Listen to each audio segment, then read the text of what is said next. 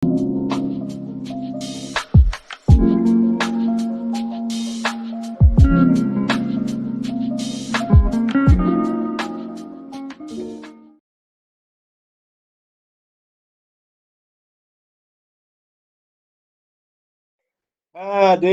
Din. Dua kau best lah. Kau best nak bunyi ceramah ni sekejap lagi ni. Teman pasal fotografer boleh lah. Moderator yang nervous lebih. Jadi dua awang akan membentangkan mengupas buku Cinta Ahmad. Cerita-cerita Ahmad Amar ini saya buat ada buku ni. Terusnya MC Tok Ulong MC Tok Soh di UTM. Saudara Jaiz Jamil. Pasti semua kenal Jaiz Jamil ni our newborn baby di fakulti. Baby kau. Hebatnya dia baru 3 hari kerja di fakulti dah cuti 28 hari kan. Okey, seterusnya panel terakhir dan tak kurang hebatnya. Encik Jeffrizan. Ni dia seorang yang low profile tapi sebenarnya dia hebat ni. Cuma dia banyak sembunyi di shop Untuk sesi pagi ni saya akan buka untuk 3 pusingan.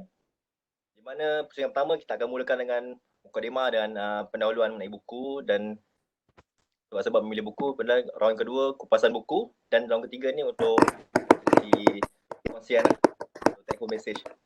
Okey, panel semua dah sedia Alhamdulillah saya bersedia. Panel pertama Testing dengar.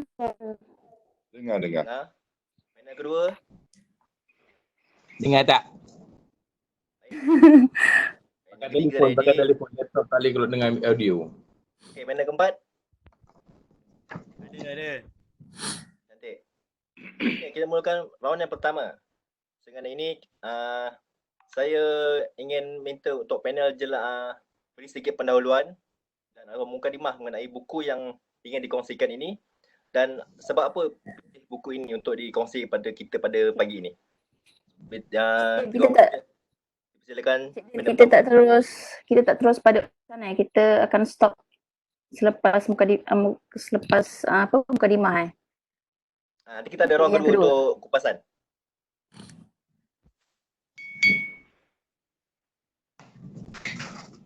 Oh, ada bunyi lonceng Din? Tu tak tahu siapa jaga masa tu. Nanti jaga masa kot. Jaga Viva ni. Lonceng baik betul masa.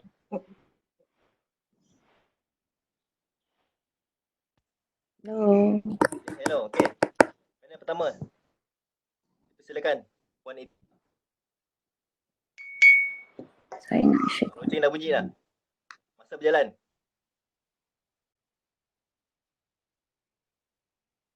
Nampak tak konten saya? Nampak. Okey.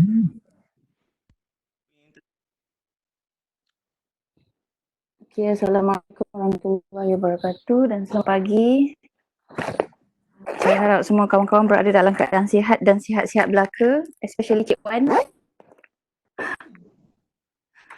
Apa saya? Tim Yuji. Tim Yuji dah lama tak jumpa Tim Yuji. Siapa tu? Kak Zapian Kak Zapian. Oh, Gincu tak tinggal. Jaga Okay. keterampilan. Jaga keterampilan. Jangan banyak kan. Okey, saya mula Okey, so buku yang saya nak ulas hari ni bertajuk ialah hasil tulisan daripada Brian Tracy. Brian Tracy ni dia seorang penulis dan dia seorang motivational speaker. Dia berbangsa American Canadian. Saya tak tahu sebenarnya saya kena ulas pasal penulis ni sebenarnya sebab saya ingat kita terus ulaslah buku ni. Saya tak tahu dia banyak segmen. Kita brief saja. Saya ringkas kita brief dulu pasal buku ni. So apa yang saya tahu Brian Tracy ni ialah dia memang tulis banyak buku motivation, pasal motivation dan buku dia pun ada yang terkenal dan antara yang terkenal ni ialah ini Eat That Frog. So saya kalau tak silap saya Eat That Frog ni telah diterjemahkan kepada dalam 24 bahasa termasuk bahasa Melayu lah. So, secara ringkasnya Brian Tracy ni dia quote kata-kata seorang penulis daripada American pada yang hidup pada abad 19 dulu sebenarnya. Eat the frog sebenarnya quotation dia, quote dia. Eat the frog ni berasal daripada seorang penulis tu, author, iaitu Mark Twain. Mark Twain ni, kalau siapa pernah dengar lah, Mark Twain ni dia seorang penulis, author dan yang terkenal especially dengan cerita kanak-kanak. Kalau karya dia terkenal ialah The Adventure of Tom Sawyer, Huckleberry Finn. Kalau siapa-siapa pernah dengar cerita tu, The Adventure of Tom Sawyer tu memang terkenal. Memang cerita tu banyak versi dalam buku cerita kanak-kanak pun ada, dalam versi kartun pun ada, dalam movie pun ada. Cerita tu pun pernah ditayangkan kat Malaysia lah pada satu ketika dulu, masa saya sekolah rendah dulu. Saya pernah tengok cerita Adventure of Tom Sawyer ni. Mark Twain juga terkenal sebab dia banyak tulis quote tau. Orang ambil banyak kata-kata sebagai motivasi. Kalau Google Mark Twain quote tu memang banyak lah. So, menurut Brian Tracy ni, Eat the Frog dia ambil frasa ni untuk menyatakan salah satu teknik untuk kita lah sebagai human being supaya kita dapat menyelesaikan perkara-perkara penting dalam hidup kita dalam satu-satu masa yang tertentu. So, maknanya kita sebagai manusia kita kena choose wisely lah apa yang kita nak hidup kita. So, tu sedikit sebanyak saya punya introduction berkenaan dengan penulis. Back to you, moderator. Okay, terima kasih Puan Nita. Kita contohnya apa? Rasanya bacaan yang ni agak luas. Jadi Puan Nita punya bacaan ni. Kita terus amal. Jemput Encik Ridwan.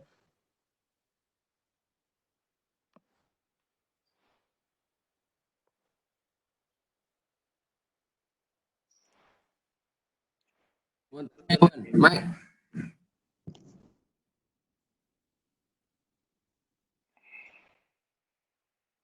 Mike. Tak stabil. Dengar tak? Okey. Oh, dengar.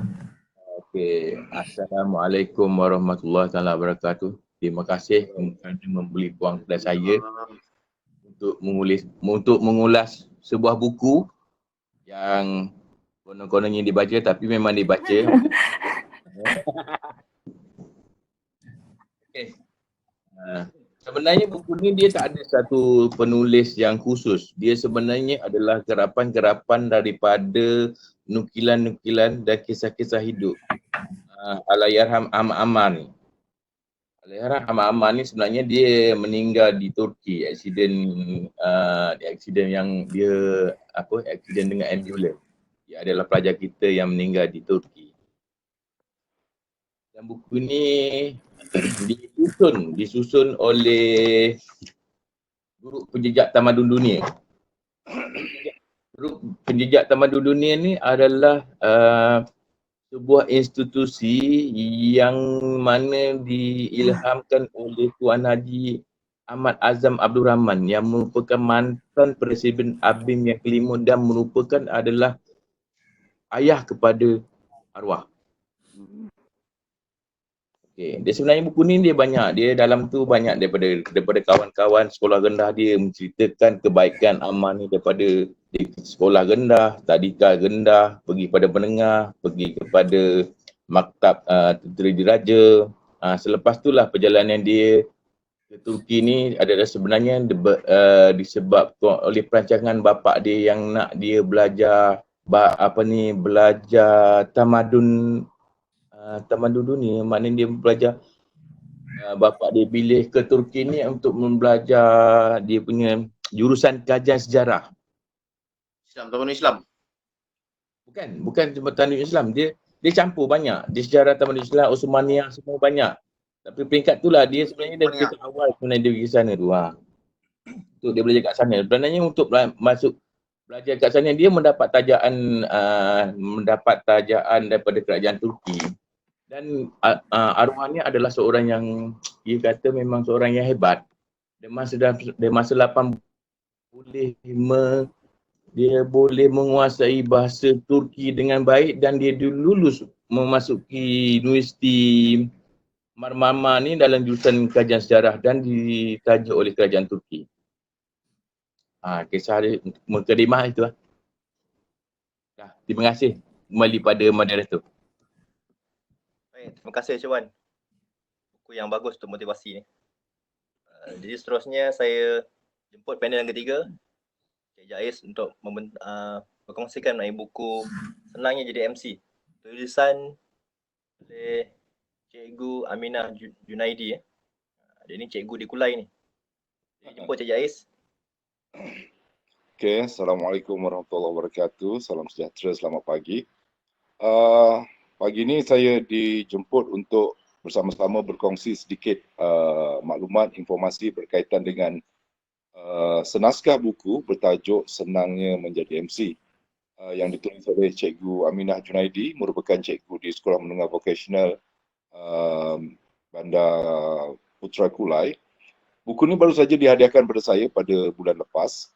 Saya memilih buku ini apabila saya membaca buku ini sangat sesuai dijadikan panduan untuk mereka yang baru berminat ataupun mula-mula nak berjinak dalam bidang pengacaraan majlis. Buku ini adalah bagus untuk beginners yang ingin mengenengahkan bakat mereka dalam pengacaraan majlis.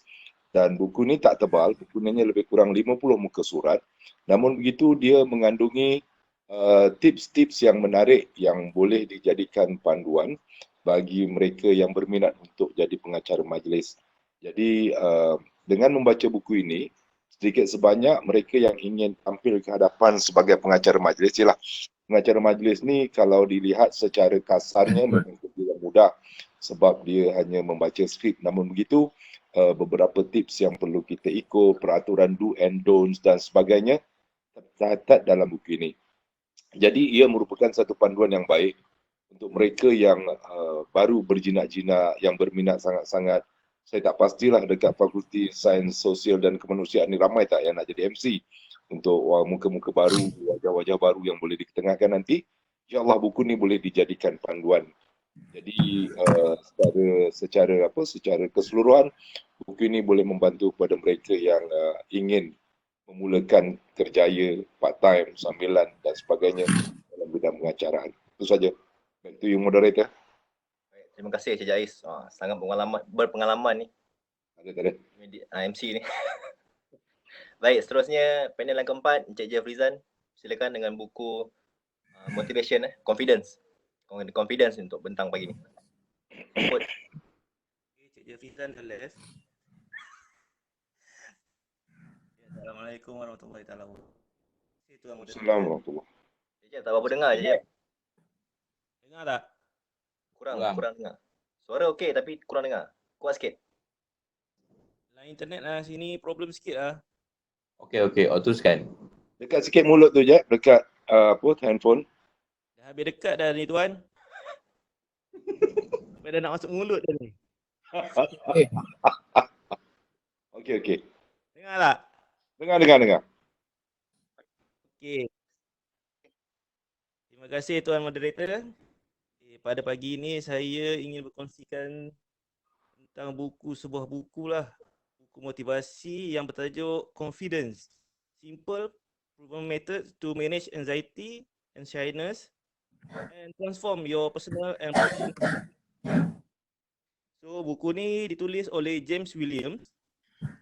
Terbitkan pada tahun 2018 lah. So memang sering diperkatakanlah keyakinan diri ni berkait rapat dengan kejayaan seseorang tu. Seorang tu perlu mempunyai keyakinan diri untuk mencapai kejayaan. Manakala orang yang tidak mempunyai keyakinan diri pula sukar untuk mencapai kejayaan. Maklumlah, tiada self confident dah katakan. So memang perkara ni memang dah sentiasa disetkan dalam minda kita lah. So bagi yang tak ada keyakinan diri itu akan terasa terperangkap dengan tabiat diri ni. So dalam mencapai kejayaan ni saya macam tertarik dengan buku ni lah. So apabila saya membaca buku ni, ia dapat memberikan tips bagaimana untuk mengendali dan membangunkan karakter diri kita. Baik. Daripada seorang yang pemalu kepada yang kurang pemalu. Itu meningkatkan tahap keyakinan diri kita lah. Baik. Baik. So dekat buku ni juga dia menceritakan lah bagaimana kita boleh mengatasi perasaan masalah malu ni. Dan dia dah banyak kajian lah. So dalam buku ni anda akan memahami beberapa perkara lah, iaitu beberapa faktor yang mempengaruhi penyakit, 5 alasan kenapa malu menjadikan orang yang lebih baik, bagaimana untuk mengatasi keresahan di dalam waktu yang stressful. So buku ni juga menceritakan bagaimana cara kita boleh gunakan adaptasikan benda ni di tempat kerja.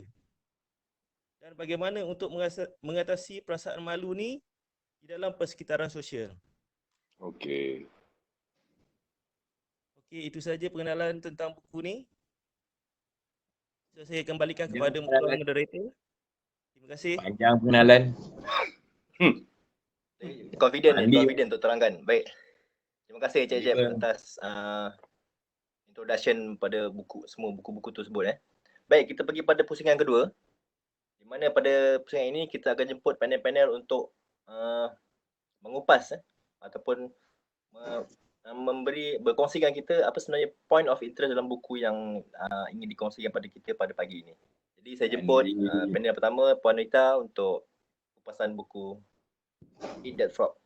Silakan.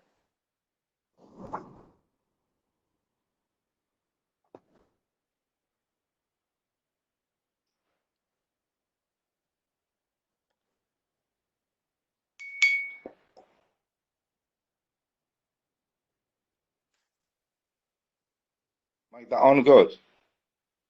Mic tak on lagi.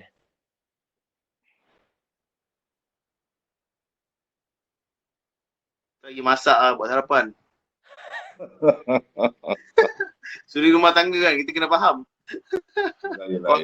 Dah share slide tu. Share slide. Hebat.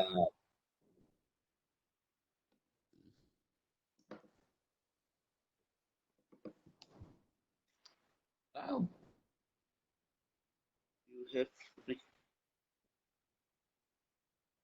slide kedua.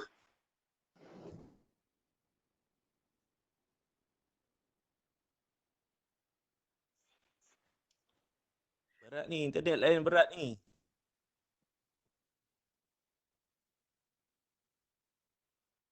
Lain masuk, suara tak masuk. Siapa yang terhad? Siapa yang terhad Kata unlimited. Pagi-pagi 1 gig. Dengar tak? Alhamdulillah. Okey, dengar. Share apa PowerPoint saya pun nampak tak? Nampak. Saya tak share tadi kenapa saya pilih buku ni Waktu pertama saya pilih buku ni sebab dia warna purple.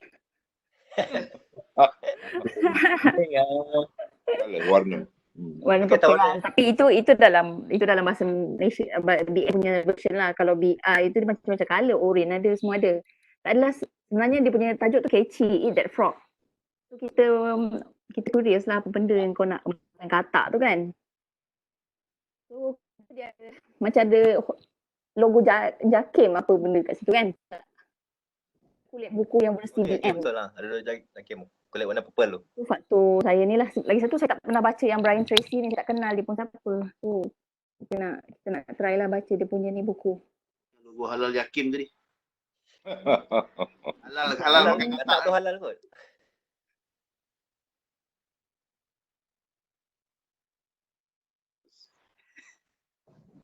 Oh, kata-kata macam ayam. Betul ke? Macam pernah makan je Wan. Kawan-kawan pergi tahu macam ayam. Dengar orang cakap lah, jangan sembang lah. Okey, dalam buku ni dia ada pada kita untuk why we have to eat the katak lah. Yang pertama, if you have to eat 2 frogs, eat the ugliest one. Maksudnya if your job to eat the frog, it's best to do it first thing in the morning. And if your job to eat 2 frogs, choose the biggest than the ugliest one. Maknanya kalau kita kena makan katak, kita ada 2 katak, so kita kena pilih katak yang paling besar dan paling hodoh terlebih dahulu untuk makan sebelum kita makan yang kedua. So kat sini penulis menjelaskan bahawa contoh sekiranya kita beri 2 tugas lah, 2 tugas penting, so kita kena pick dan kita kena mulakan tugas yang paling besar, paling penting dan paling susah dulu. Okay. The writer ni dia ajar kita how to discipline kita punya diri untuk kita buat tugasan yang kita pilih tu dengan on the spot. Supaya kita tak procrastinate lah. Kita tak tangguh buat tugas tu sebab kita tahu tugas tu tugas yang besar dan berat. So untuk yang kedua pula, if you have to eat a live frog at all, it doesn't pay to sit and look at it for a very long. The longer you wait to eat the frog, macam kita the more tired you are and it require you macam agak nak makan dek katak. Prinsip yang kedua ni, kita kena makan katak hidup-hidup. Kita kena makan katak hidup-hidup tu, so kita makanlah dengan cepat. So there's no use kalau kita duduk dan kita tengok je katak tu lama-lama sebab at the end kita still kena makan katak tu. That goes kita apply dengan kerja kita. Bila maksudnya kat sini kita just do the job lah. Kita tak perlu sebab at the end kerja tu memang kita kena siapkan pun. So kat sini penulis membayangkan supaya kita ni tak bertangguh dalam buat sesuatu kerja. First, bila kita pilih kerja yang paling penting, kita akan buat kerja tu. Dan yang kedua, kita tetap kena buat kerja tu sebab at the end kerja tu memang kena siap.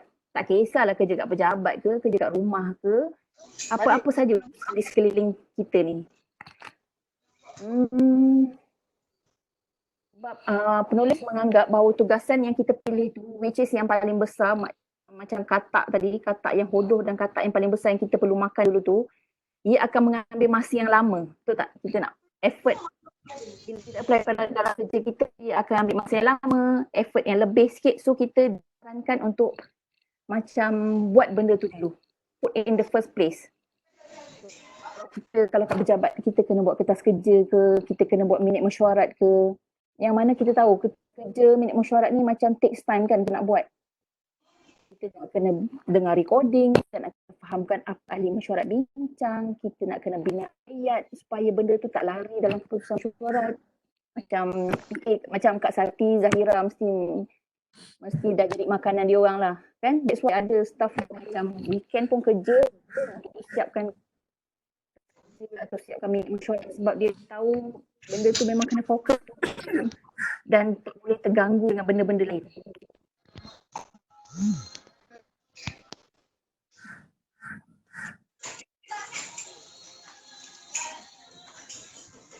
Okay, so penulis ni mengambil rasa that frog tu, katak tu macam merupakan simbol lah kepada kerja-kerja harian kita. Sama ada kerja kita kat rumah ke, kat pejabat ke. Dan dengan siapa kita berurusan di sekeliling kita. Kita deal dengan ramai orang kan, kita deal dengan bos, kita deal dengan ibu bapa kita deal dengan spouse kita deal dengan anak-anak, kita deal dengan cikgu-cikgu sekolah, dengan semua human beings di sekeliling kita.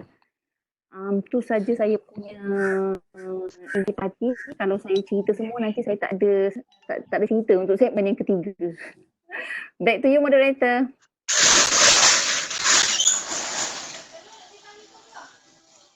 Terima kasih Puan Ita. Rasanya agak menarik buku ini sebab saya pun dah mula rasa nak beli buku, nak baca buku ni. Dia melibatkan dengan kehidupan kita yang sehari-harian. Jadi kita teruskan dengan panel kedua.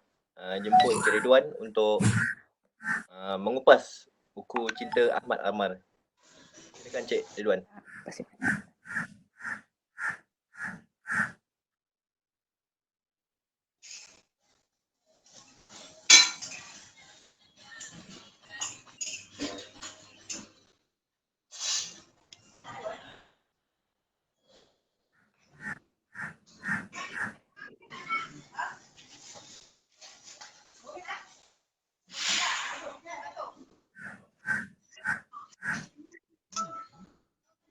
Cik Ridwan.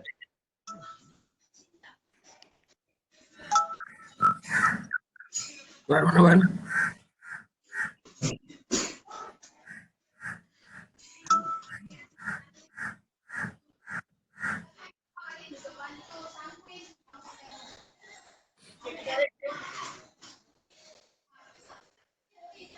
Tidur.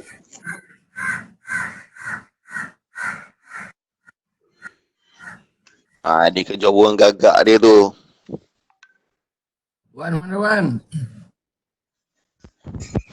Kejap bos, telefon panas bos. Ah, Izzat masuk, telefon tu panas bos. okey. Terima kasih.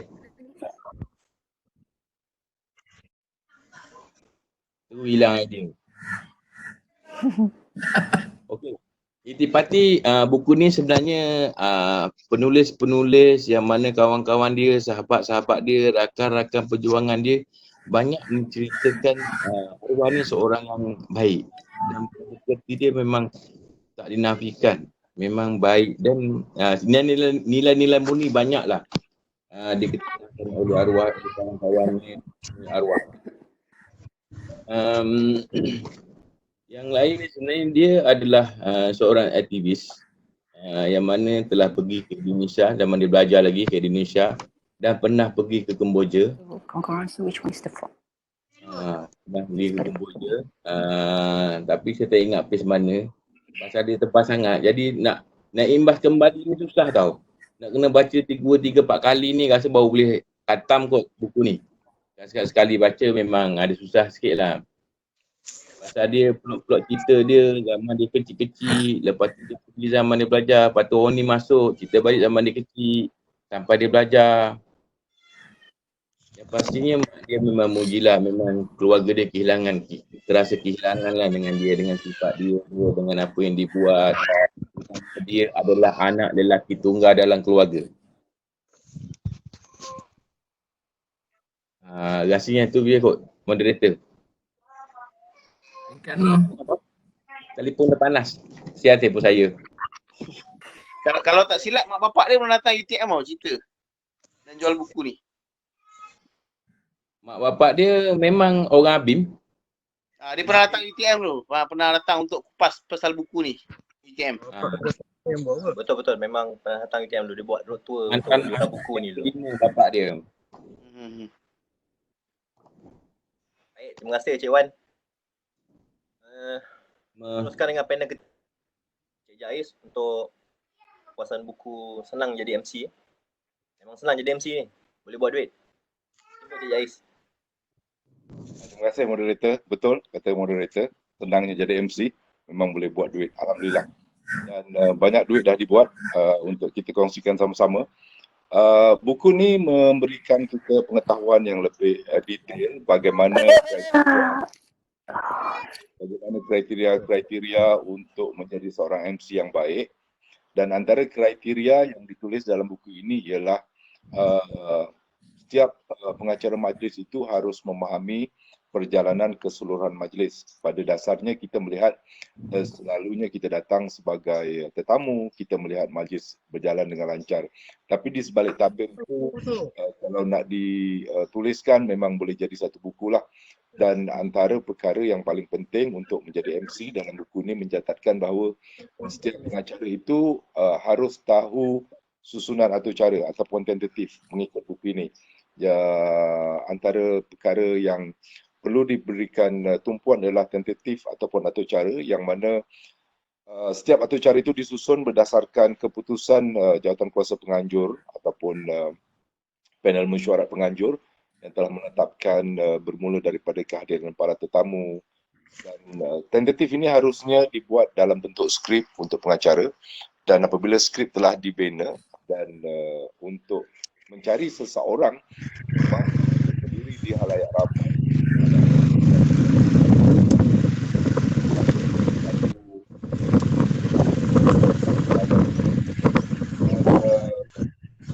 dengan buku ini sedikit banyak untuk memberikan keyakinan diri seseorang. Macam mana sahabat kita kata tadi, bagaimana kita perlu ada self confident dalam diri kita, bagaimana kita nak menghadapi orang ramai, tetamu yang begitu banyak yang memenuhi ruang dan dewan itu. Tahap confident yang paling penting untuk berada di hadapan itu ada dituliskan dalam buku ini. Jadi antaranya tuan-tuan kena banyak berdoa, kena banyak berlatih membaca skrip ataupun teks itu. Dan selain daripada itu juga, tuan-tuan harus peka dengan keadaan sekeliling sekiranya berlaku sesuatu yang tidak diingini dalam suatu majlis. Jangan kata kita ada satu majlis besar yang dihadiri oleh Perdana Menteri contoh, kita dah buat raptai berkali-kali tetapi dalam raptai tak ada berlaku sebarang cacat cela, tapi apabila di majlis sebenar dihadiri oleh Perdana Menteri berlaku satu kesilapan yang sangat besar. Itu antara pengalaman saya lah berhadapan dengan Perdana Menteri, bukan silap MC lah tapi silapan teknikal yang membuat gimmick dan akhirnya apa yang dirancang pada awalnya tidak menjadi, tuan-tuan. Jadi merupakan satu tamparan yang hebat kepada pihak UTM waktu itu apabila sebuah buku yang dilancarkan oleh waktu itu Datuk Seri Najib sebagai Perdana Menteri di Kuala Lumpur dan saya menjadi MC-nya. Apabila MC mempersilakan Datuk Najib untuk menekan butang bagi melancarkan buku tersebut tak keluar dekat dalam kotak tu. Patutnya bila Datuk Najib tekan buku tu ke kotak tu, lah buku tu, tapi buku tu tak naik, tuan-tuan. Dan pihak pembekal gimmick tidak ada plan B. Yang ada plan-plan saja. Jadi akhirnya pembekal gimmick itu keluar di tengah pentas di halayak ramai bersama sebelah Perdana Menteri. Dia masukkan tangan dia dalam kotak, dia ambil buku tu, dia bagi kat Perdana Menteri. Just imagine. Dan pada besok pagi, muka pembekal gimmick tu dalam surat khabar muka depan. Jadi antara perkara-perkara yang perlu dielakkan sepanjang majlis-majlis yang ingin dibuat, dan saya pun banyak mengendalikan kursus-kursus pengacara majlis di merata negara dan saya nampak bahawa menjadi MC ni memang macam mudah tapi tak semudah yang dilihat. Dan menjadi MC ni yang paling penting adalah bagaimana anda mengawal emosi anda, bagaimana anda dapat meluahkan suara anda dengan tonasi yang betul dan teknik yang lebih harus dipahami dan dipelajari dalam kelas. Contohnya memang ada kelas pengacara majlis dan selain daripada itu hanya keyakinan. Dan dalam buku ini kalau kita tengok banyak yang tips-tips untuk mereka yang baru nak bermula, jadi boleh pinjam buku ini daripada saya bagi mereka yang berminat. Even walaupun baru 3 hari saya di fakulti, sempat berjumpa dengan dekan hari itu. Dekan pun ada menyuarakan untuk mengadakan kelas-kelas pengacara di fakulti. Jadi insyaAllah kita doakan agar wabak COVID ini segera berlalu dan segala tugas-tugas seperti biasa dapat dijalankan lah. Jadi itu sajalah antara konten pada buku ini. Back to you, moderator. Terima kasih. Terima kasih Cik Jais. Rasanya ini gabungan buku dan pengalaman dalam kupasan untuk orang pusingan kedua ni. Rasa menarik gabungan tu. Saya kita boleh kupas lagi untuk pusingan ketiga nanti. Seterusnya saya jemput untuk panel yang keempat, Cik Jeff untuk kupasan buku Motivation, Confidence ni. Disebut Terima Cik Jeff. kasih kepada moderator. Terima kasih juga kepada Cik Jais kerana sudi mengaitkan dengan buku pembacaan saya. Itu berkaitan dengan keyakinan ni, confidence. Dengar tak semua suara saya? Dengar Wan, dengar. Alhamdulillah. Dengar tapi halus. Halus ni. Alamak. Seram sikit lah. Muka ganas lah. Suara halus. Menurut buku ni menurut buku tentang penyakit keyakinan ni, ia dikategorikan pada 2, iaitu anxiety, penyakit debaran ataupun keresahan. Yang keduanya adalah shyness, malu ataupun segan. Okey. Kebanyakan manusia ni dia banyak mengidapi penyakit anxiety. Namun kita jangan, orang kata, terlampau rasa macam cepat latah. Benda ni adalah lumrah dan hanya sementara.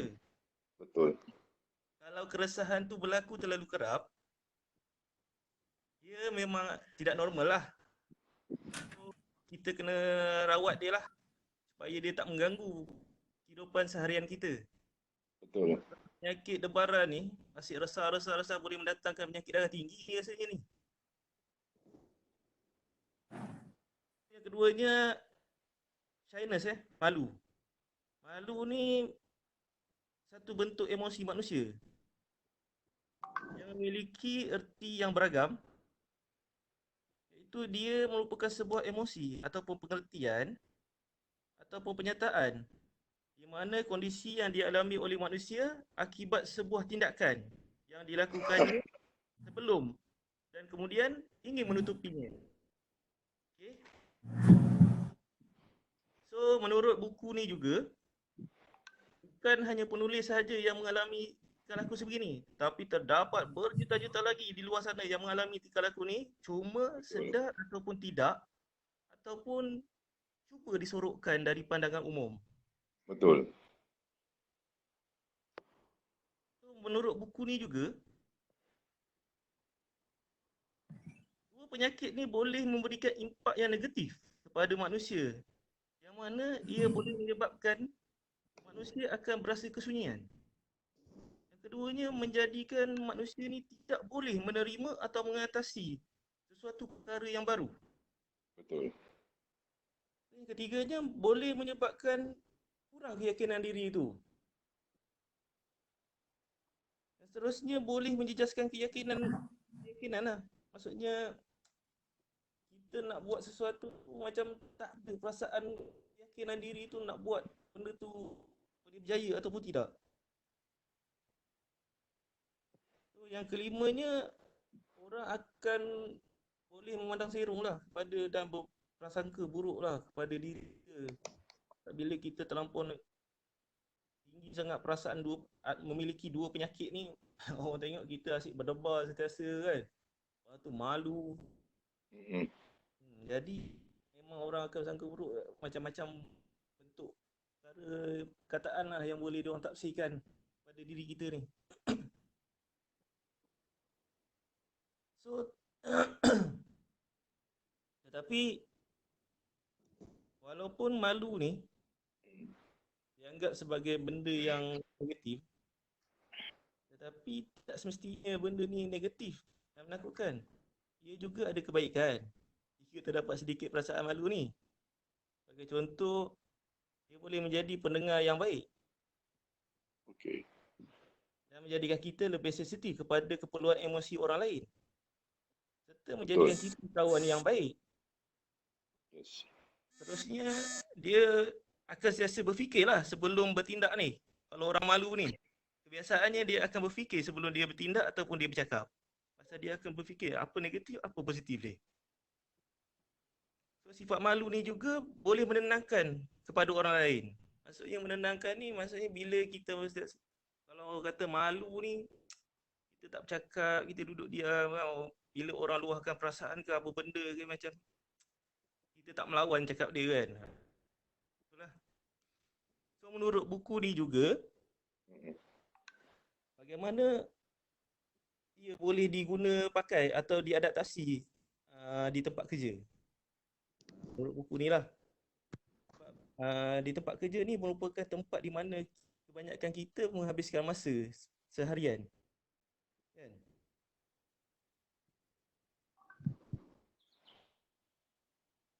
So dalam buku ni juga, dia ada bagi tips lah bagaimana untuk meningkatkan keyakinan semasa berinteraksi. Yang mana antara diberikan 5 tips bagaimana kita boleh bermula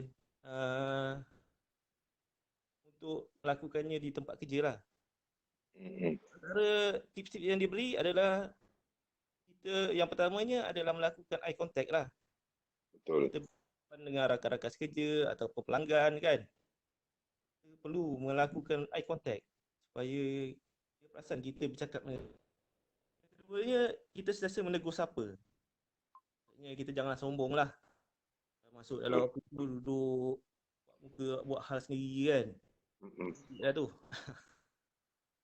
Kena sentiasa bertegur siapa lah. Yang ketiganya, memperkenalkan diri lah. Maksudnya kalau macam Cik Jais kan, dia baru masuk kan, dia pun dah memperkenalkan diri, maksudnya level confidence dia tu tinggi. Ni contoh yang baik Alhamdulillah. So, sentiasa bertanyakan soalan. Maksudnya kalau kita ni tak ada pengetahuan tentang sesuatu perkara yang baru ingin kita jumpa tu, apa salahnya kita rajin-rajin tanyakan kan kalau tak tahu. Yang kelimanya, berani menerima cabaran. Maksudnya cabaran yang baik lah. Jangan pula kawan-kawan suruh terjun bangunan, kita pun ikut terjun bangunan. Itu bukan keyakinan lah, menunjukkan keyakinan yang baik lah. So, ini sajalah yang ceritakan dalam apa yang boleh saya tafsirkan tentang buku yang saya baca ni. So, saya kembalikan kepada Tuan Moderator. Ya, terima kasih. Baik, terima kasih Cik Jeb. Agak menarik juga kupasan daripada buku ni. Cuma suaranya halus sangat. Jadi kita kena dengar semula. Rasanya Cik Aziz ada record benda ni. Nanti kita akan dengar semula untuk kupasan buku. Baik, kita teruskan pada pusingan ketiga. Pada pusingan ini saya akan minta ini pusingan terakhir ni. Sebab masa mencemburui kita. Di pusingan ini kita akan minta untuk panel-panel berkongsikan mengenai pengajaran ataupun take home message daripada buku-buku yang dikongsikan pada kita pada pagi ini. Jadi saya jemput panel yang pertama Puan Nita untuk sesi ketiga ini. Dipersilakan.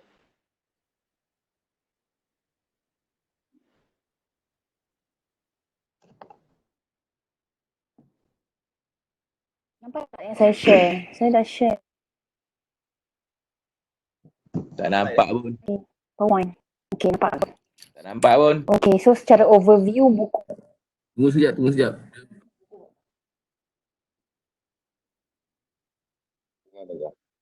Dengar suara okey. Dengar suara okey, teman Dengar slide tak? masuk lagi. Saya share. Next slide nampak tak?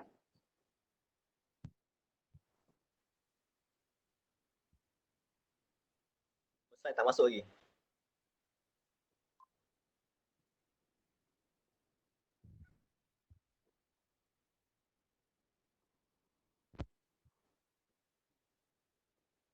Okey, Cik Tah.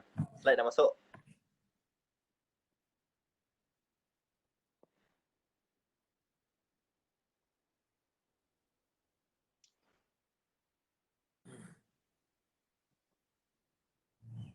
Okey Tah, jalan Tah. Kita punya mic tutup tu.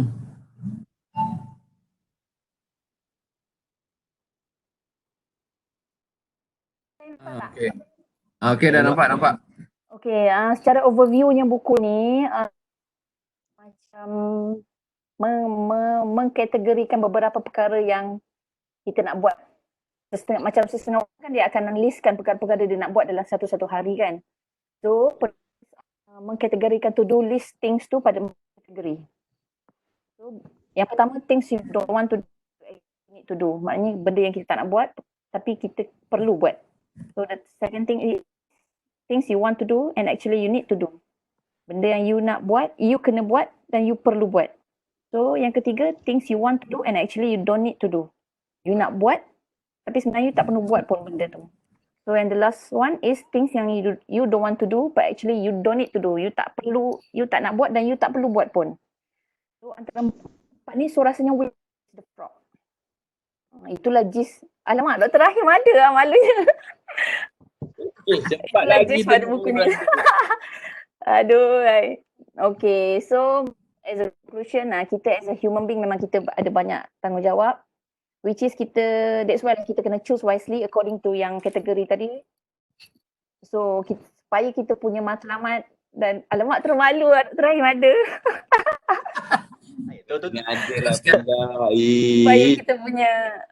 Supaya kita punya objektif kita tercapai lah. Especially time-time kita PKP dan dengan kita work from home ni memang banyak kerja yang kita nak buat kan. So macam bos hari ni kita meeting. So macam mana kita nak buat yang mana dulu.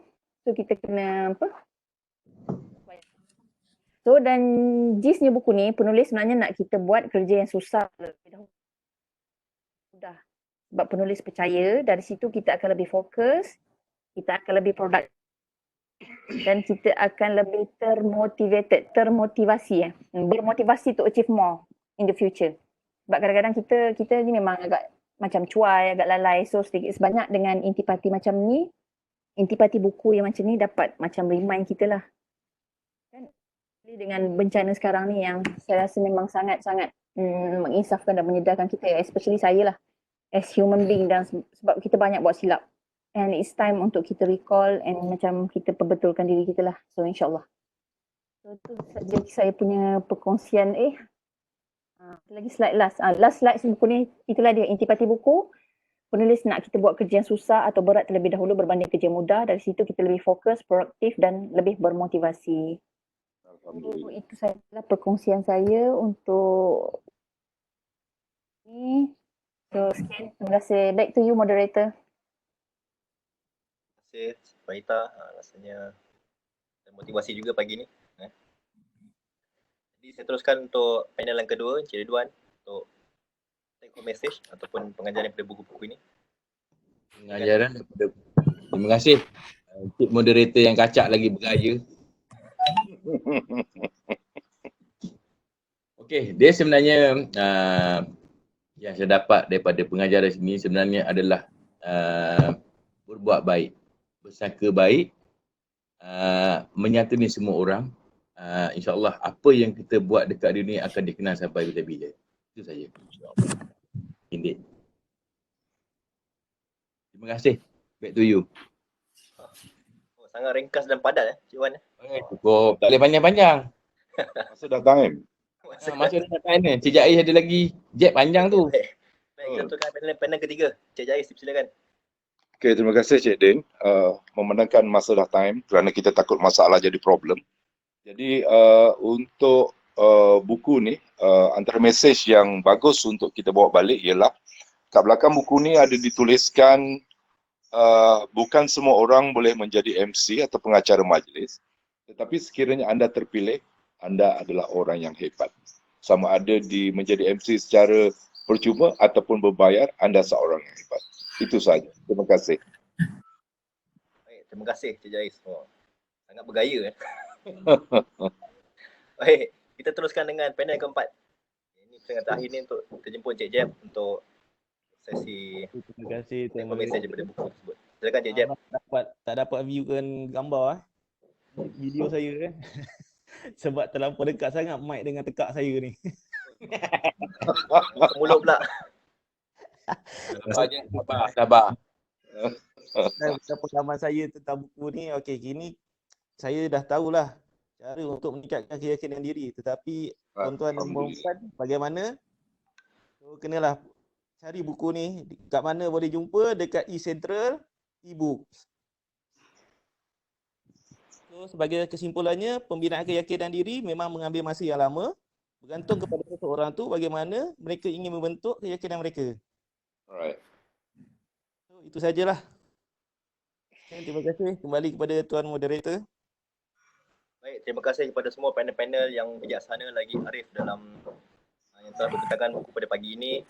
Saya dengan ini membuka sedikit ruang masa 5 minit lagi untuk sesi Q&A. Kalau ada audiens yang ingin bertanya kepada panel-panel kita pada pagi ini, saya jemput untuk bertanya. Silakan.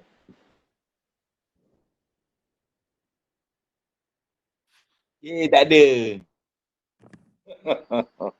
Tak ada. Alah. So, tanya. Rindu tak? Saya ada pertanyaan ni. Abah nggak ada ni. Okey.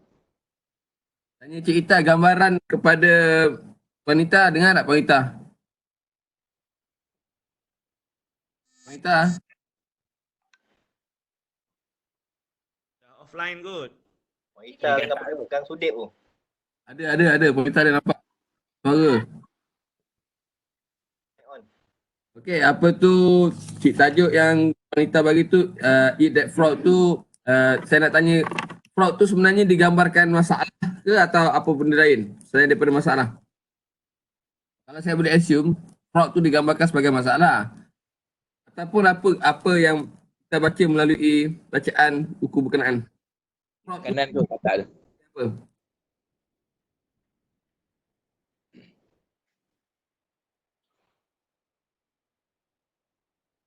Dengar tak mic on, mic.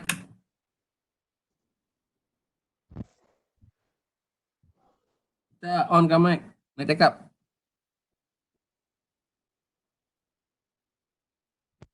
Dengar tak? Okay, dengar. Macam lebih pada task lah. Task atau bukan masalah lah kan. Macam task. Tugasan. Spot kita punya frog. How do you spot your frog?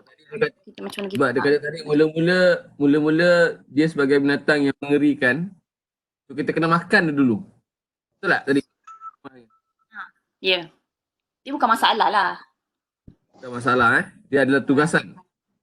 Macam lebih pada task lah. How do you spot your frog? Macam mana kita nak, how do you choose your frog? Which one is the frog? Kan? Kenapa dia pilih frog Dia tak pilih fish. Tak pilih bat. Saya pun tengah cari why frog. Kenapa Mark Twain pilih frog? Saya pun Kenapa lagi sesi dia? Tu ada. tengah mencari kenapa subjek dia dengan frog. Alright. Yang nak tahu tu apa analogi dia. Okay Den, sambung yang lain. Baik, seterusnya ada lagi yang ingin bertanya? Alhamdulillah ada 2 minit. Tak ada, semua tidur lagi.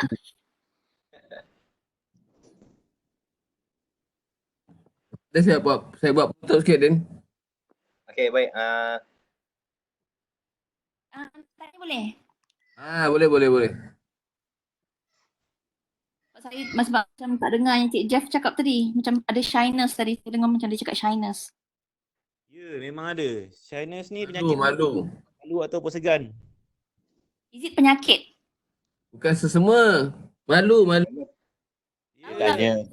Di dalam buku dinyatakan ia adalah antara 2 penyakit keyakinan. Penyakit? Penyakit keyakinan. Sebab dia di dalam buku dia ni dia ada menyatakan antara 4 ataupun 5 perkara antara punca-puncanya terdiri daripada mungkin baka. So kalau nak tahu lebih lanjut kena dapatkan buku ni lah. Okay, Promote nampak.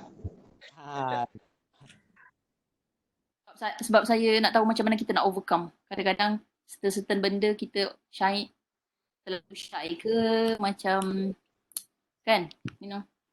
Ya, memang ada dinyatakan di dalam buku tu kaedah-kaedah bagaimana benda tu disebabkan kejadian mungkin daripada genetik kita ke ataupun tingkah laku kita ke ada dinyatakan di dalam buku tu lah. Sebab so kalau nak baca lebih lanjut sebab saya nak terangkan pun nak kena selak bukunya, jadi nak kena close handphone dulu.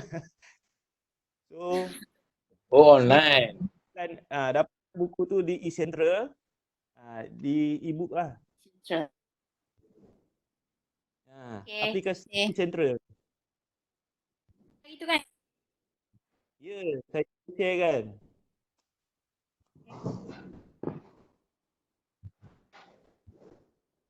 Baik, terima kasih kepada audiens yang bertanya. Cukup masa kita sampai pukul 10 pagi pada hari ini untuk sesi kali ini. Jadi dengan ni saya menjemput Encik Kai untuk take home message. Jemput Encik Kai. Kalau ada maklumat yang ingin dikongsikan pada staff pada pagi ini, jemput. Silakan. Okey, bismillahirrahmanirrahim. Assalamualaikum warahmatullahi wabarakatuh. Warahmatullahi wabarakatuh. Okay, pertama sekali saya ucap terima kasih pada semua yang hadir. Saya tengok dalam 60, maksimum tadi 66, 67 kehadiran. 65 tadi Encik Kai, 65. 65 termasuk dengan ada staff akademik, ex-bawah saya,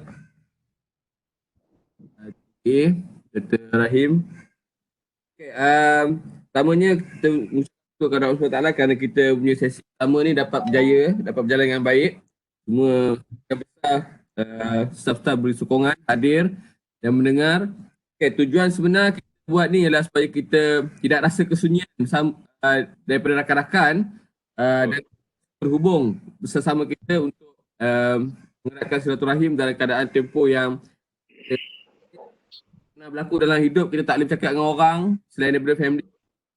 Kita tak boleh berjumpa dengan orang, jumpa orang pergi kedai je beli barang, itu pun bagi signal. Bagi signal dia, jangan tak boleh cakap, tak boleh apa salam dan sebagainya. Tapi Alhamdulillah saya cuba create program ni, selain daripada kita menambahkan ilmu, kita juga dapat bersua dalam maya. Kata Cik Jaiz tadi nak buat karaoke sekejap. Sesi karaoke. Tapi datang. Tapi dia bergantung pada keputusan saya tu. Nanti kan kejap lagi Cik Aziz off semua dah tak buka dah.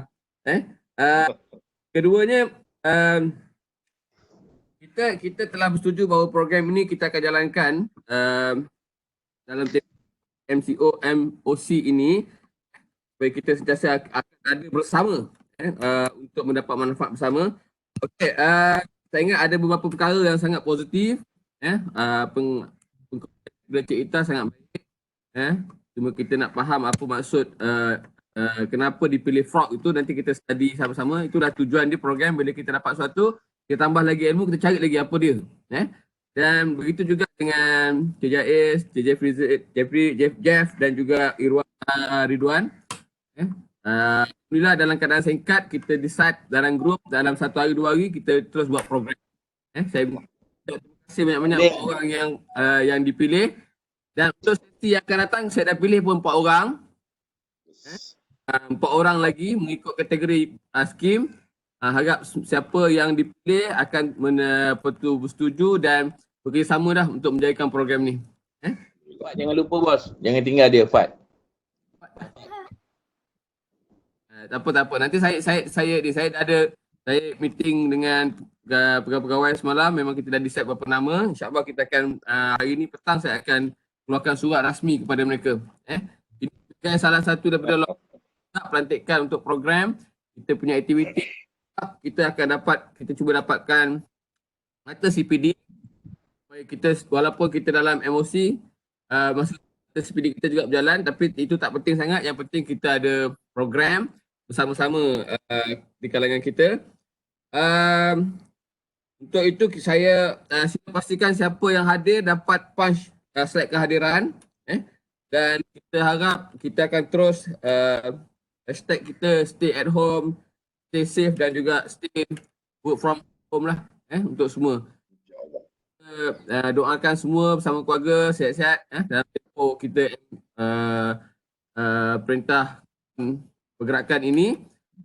Kita tak tahu bila, mungkin puasa pun kita di rumah tak ada tarawih, mungkin raya pun kita sesama kita saja dalam rumah.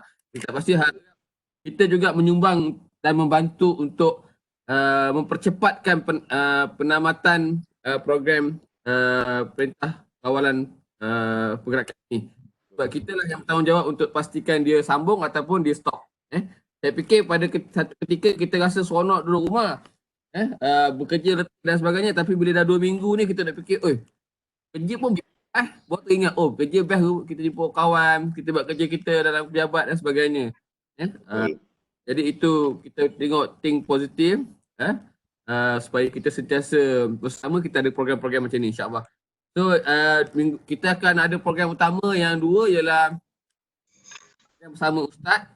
Kita punya program yang semalam akan diteruskan minggu depan, tapi hari Khamis insyaAllah kita akan ada Ustaz sesi yang pertama formatnya program tadabbur Al-Quran, dan kita akan sesi kita ni kita akan buat hari Rabu.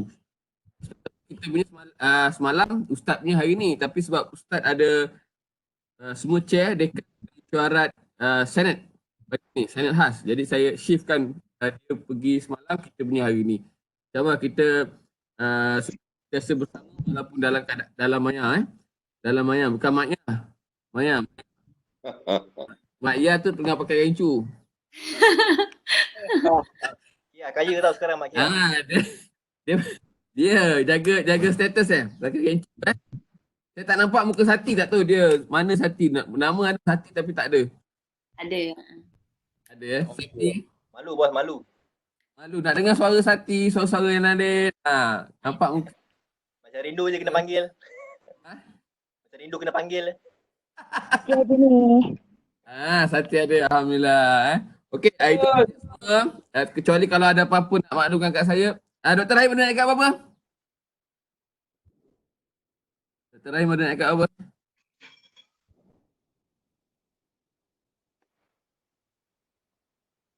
Mute.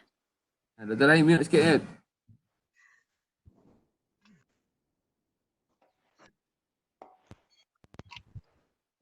Dengar? Dengar. Alhamdulillah. Okay, program ni best ah. Saya sebenarnya baru habis kelas tadi. Saya habis kelas, saya tengok ada online ni, ada yang baru ni. So saya just join lah. So saya cuma dapat dengar rumusan saja tadi tu. Tapi all the best lah, programnya patut diteruskan. Syabas kan you all. Terima kasih. Okay. So lepas ni siapa ya? Ada. Kalau Dr. Rahim nak join boleh tak? Ha? Ada buku. Tak share. InsyaAllah. Saya ada kelas. Rabu pagi ada kelas. Rabu pagi. Rabu pagi ada appointment PhD punya ni. Selalu kita buat bila free boleh lah. Tapi program ni best lah. Saya suka. Kita susun demi masa dok kalau doktor nak join. InsyaAllah. Alright. Okay, semua terima kasih semua banyak datang. Saya silakan semula pada moderator. InsyaAllah. Assalamualaikum. Assalamualaikum warahmatullahi. Terima kasih Cik Kai atas tadi. Jadi di kesempatan ini saya mengambil kesempatan untuk mengucapkan ribuan terima kasih kepada semua panel-panel yang untuk mengupas buku pada pagi ini. Alhamdulillah perkongsian yang baik. Jadi kita teruskan bekerja dari rumah, jaga kebersihan, jaga kesihatan, jaga jarak dan sampai jumpa lagi insya-Allah. Sekian. Wassalamualaikum warahmatullahi wabarakatuh. Assalamualaikum. Bye.